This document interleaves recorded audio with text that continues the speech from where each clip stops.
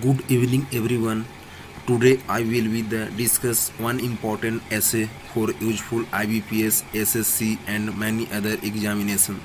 For any query, join on my Telegram channel Siriasis and get this essay PDF file.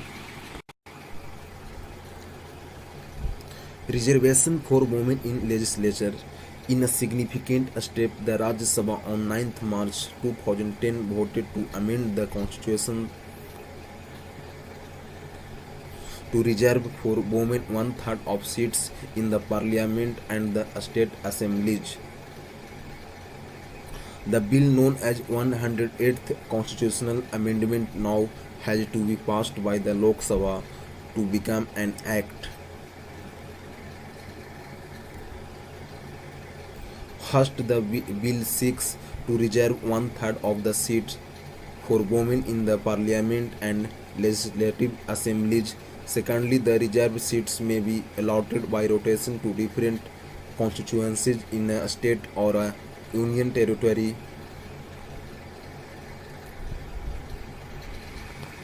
Thirdly, the reservation of seats, however, shall cease to exist 15 years after the commencement of the Act.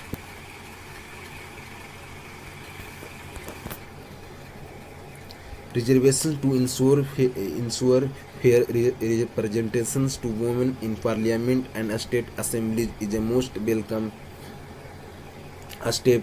India has lagged behind her neighbors and other countries when it comes to gender balanced legislatures. In Pakistan, 22% of the National Assembly seats are held by women, with 12% women in Indian Parliament.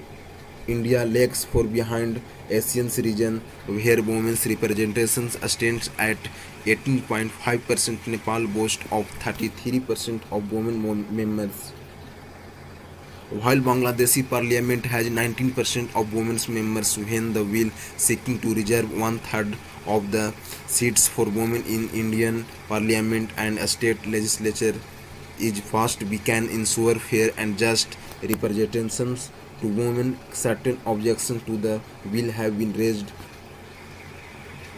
Provision for rotating constituencies means that women can't nurse their constituencies. Secondly, reservations does not extend to the Rajya Sabha. Thirdly, there is no female subquota within existing quotas.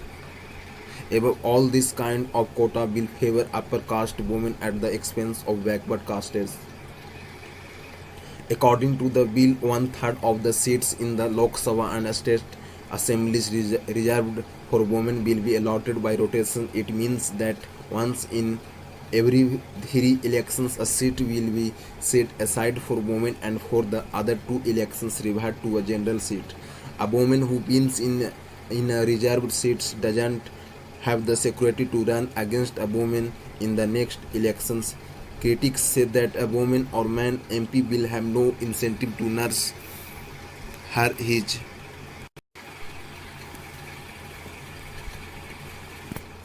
constituency, but analysts point out the serious flaw elsewhere. Women suffer numerous forms of discriminations. Will these discriminations change with more women in the legislature? Reservations for Dalits and tribals in the past have helped to end their discriminations meaningfully.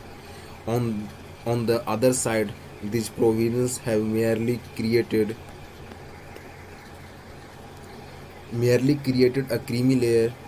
It is estimated that there is only a trickle down from the creamy layer to ordinary Dalits, tribals, and backward castes.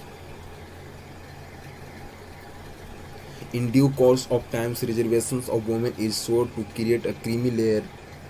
Hurdle to the progress of women in general. The demand for quota within quota indicates that women are more loyal to their caste and community than to gender-based equality.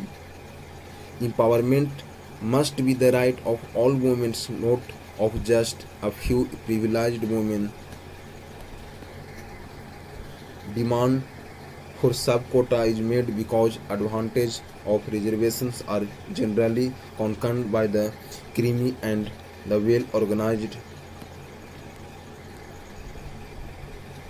organized layers among backward castes. It is undeniably true that the reservations for women is likely extended indefinitely. Quota has become the lifeline for the survival of a government.